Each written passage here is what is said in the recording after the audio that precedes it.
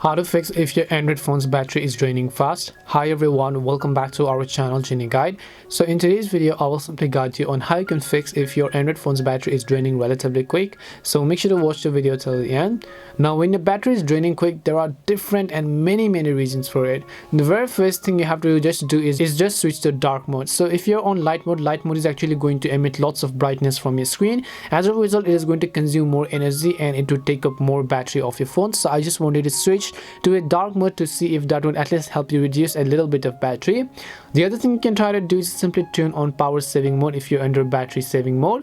So just try to turn on power saving. Sometimes the background application could be causing the issue, so open up settings over here, then go to the option called battery and device care, because every settings have this, and then just look for the option called battery. Check which of the applications are occupying more battery, because you will be able to see those battery usage over here.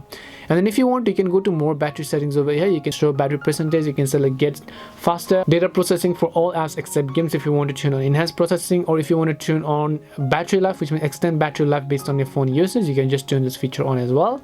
Depending upon the type of phone you use, you should be able to find this. The next thing I'd recommend you do is to simply try to uninstall unnecessary application and just try to keep your phone optimized always.